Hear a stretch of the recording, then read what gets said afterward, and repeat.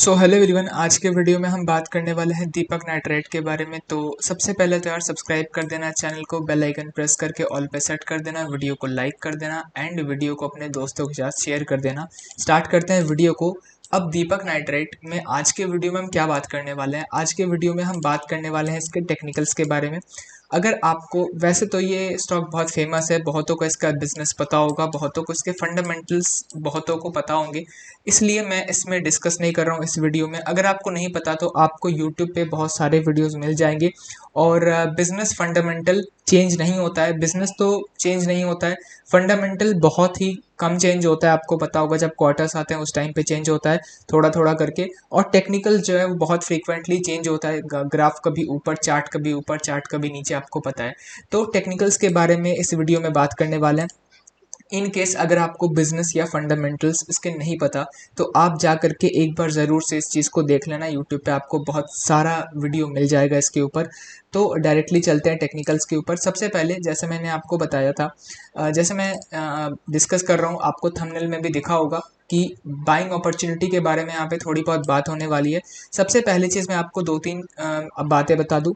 यहाँ पे जो आपको लाइन दिख रही है, ब्लैक लाइन, वो है रेजिस्टेंस, एक डिसेंट स्ट्रॉन्ग रेजिस्टेंस है। ये जो है ये भी रेजिस्टेंस है। जो ब्लू लाइंस आपको दिख रही है ये जो है वीक है, ठीक है। अब अगर ऊपर है तो रेजिस्टेंस, नीचे है तो सपोर्ट। जो आपको यहाँ पे बॉक्सेस दिख रहे हैं ये बहुत स्ट्रॉन्ग रेजिस्टेंस का जोन है और ये बहुत स्ट्रॉन्ग सपोर्ट का जोन है। अब यहाँ पे अगर आप देखोगे तो यहाँ पे क्या हो रहा है, आप अगर देखो यहाँ पे ये लगातार इस असेंडिंग ट्रेंड लाइन को फॉलो कर रहा है। ये ब्लैक है मतलब स्ट्रॉन्ग सा है, तो ये असेंडिंग ट्रेंड लाइन को प्राइस बार बार फॉलो कर रहा है एंड यहाँ से सपोर्ट ले रहा है बार बार, और अभी भी ये इसी जगह पे है।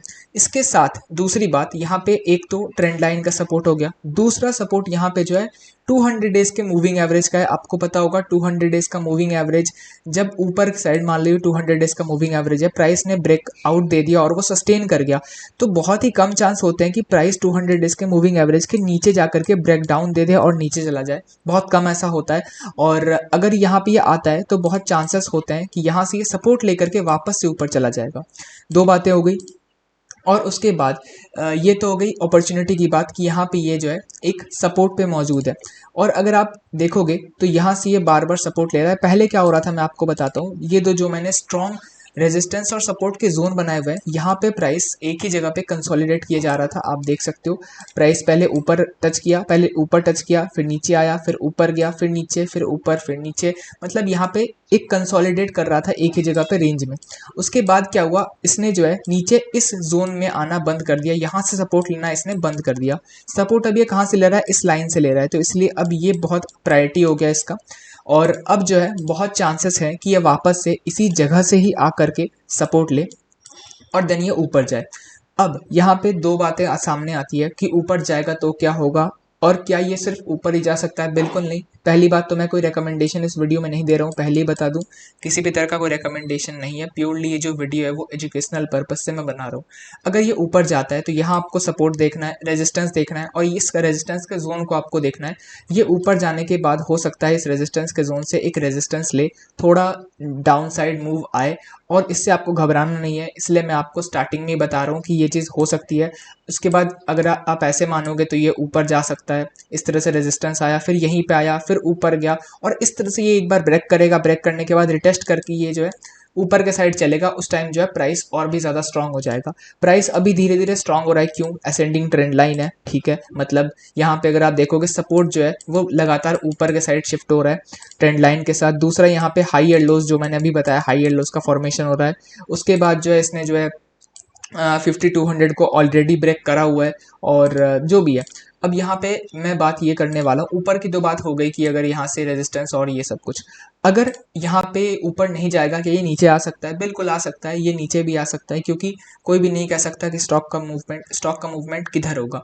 अगर ये ऊपर जाता है तो मैंने आपको बता दिया, अगर ये नीचे आता है तो क्या होगा, तो ये नीचे आएगा तो यहाँ पे एक इसका जो है मेजर सपोर्ट ये सामने आएगा, एंड ये जो है बहुत ही स्ट्रॉन्ग सपोर्ट है। और यहाँ से ये बहुत बहुत चांसेस बनते हैं कि यहाँ से ये सपोर्ट लेगा एंड देन फिर ये अपने हिसाब से ऊपर जाएगा। हो सकता है थोड़ा कंसोलिडेट करे एंड देन फिर ये अपने अलग हिसाब से चलेगा, ठीक है। फिर अगर ये ब्रेक डाउन हो गया तो इस ट्रेंड लाइन का वैल्यू जो है वो आप कह सकते हो खत्म हो जाएगा। या तो ये रेजिस्टेंस बन जाएगा या तो खत्म हो जाएगा। रेजिस्टेंस मतलब क्या, जैसे यहाँ से ब्रेक डाउन हुआ तो हो सकता है यहाँ से रेजिस्टेंस ले, या तो मेनली खत्म ही हो जाता है, वैसे तो उतना वैल्यू बचता नहीं है। दूसरी बात, अगर यहाँ से ये सपोर्ट लिया तो फिर ठीक है, अगर और नीचे गया तो, और नीचे गया तो मैंने 2 लाइंस वैसे बनाए हुए हैं, लेकिन ये बहुत ही वीक सपोर्ट लेवल्स हैं। और मुझे लगता है अगर मैं थोड़ा प्रोबेबिलिटी की बात करूँ, चांसेस की बात करूँ, तो मुझे लगता है कि इसका ब्रेक होना बहुत ही मुश्किल है, इस लेवल का ब्रेक होना, लेकिन फिर भी ये एक बार ब्रेक हो सकता है और चांसेस बनते हैं, ठीक है। और कब कब बनते हैं, देखो मेनली तब बनेंगे जब अगर रिजल्ट इसका खराब आया, अभी Q2 रिजल्ट का कोई अनाउंसमेंट आया नहीं है, कोई डेट आया हुआ नहीं है।